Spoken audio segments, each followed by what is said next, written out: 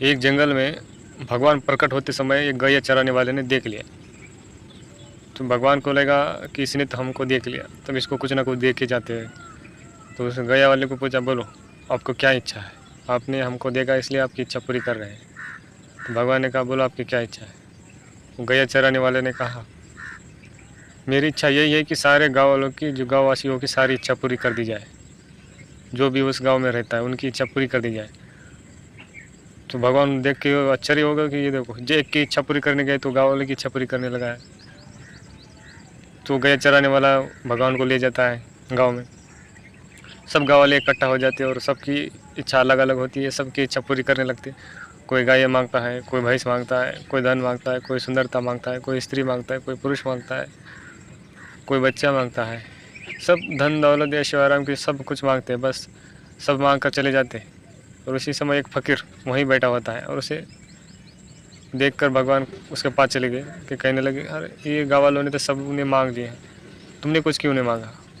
फ़कीर कहने लगा, 100 साल का जीवन है, 100 साल के जीवन में क्या मांगे, फिर भी उसे छोड़ के जाना ही होता है। नहीं, मैं तो सबकी इच्छा पूरी करने आया हूँ, आप कुछ ना कुछ मांगो। अच्छा, आपको 100 साल आयु का वरदान देते ज़्यादा।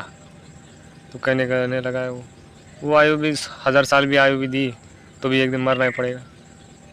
तो कभी ना कभी मरना ही है, तो क्यों व्यर्थ में कुछ ले बेकार में? और लिए वाली वस्तु हर कोई दुख ही देती है। कोई छीन के ले जाए तो दुख होता है, और रखने गए तो हिफाजत से कैसे उसको हिफाजत करे उसकी चिंता हो जाती है। तो लेके भी क्या करें?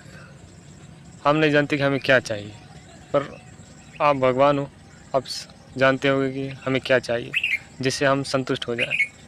ना ही हमें मरने का डर हो, ना ही हमें मर जाने का डर हो,